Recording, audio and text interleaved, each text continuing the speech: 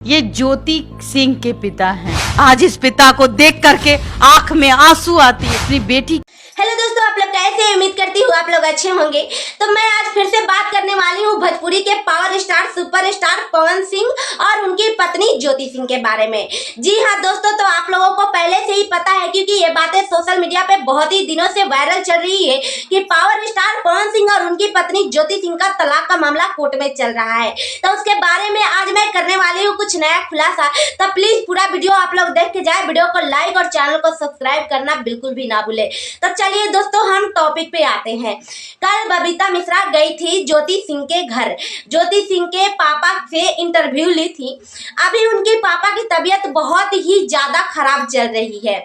उनके पापा के पेट में लीवर और पेट का सूजन बहुत ही ज्यादा है। जैसे कि आप लोगों ने वीडियो में देखा होगा, ज्योति सिंह भी फूट फूट कर रो रही थी।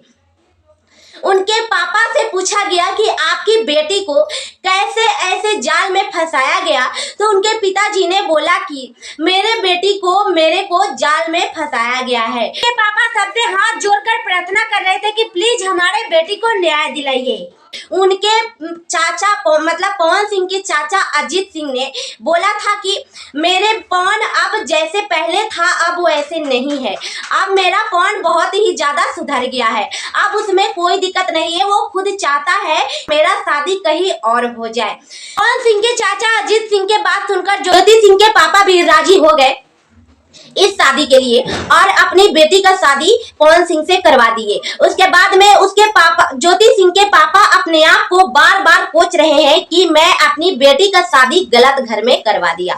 लेकिन दोस्तों, एक बात मैं आप लोगों से पूछना चाहती हूँ, कहना चाहती हूँ कि तालियां जो होती है दोनों हाथों से बजती है, कभी तालियां एक हाथ से नहीं बजी है। अगर पवन सिंह गलत है तो ज्योति सिंह में भी गलती होगी।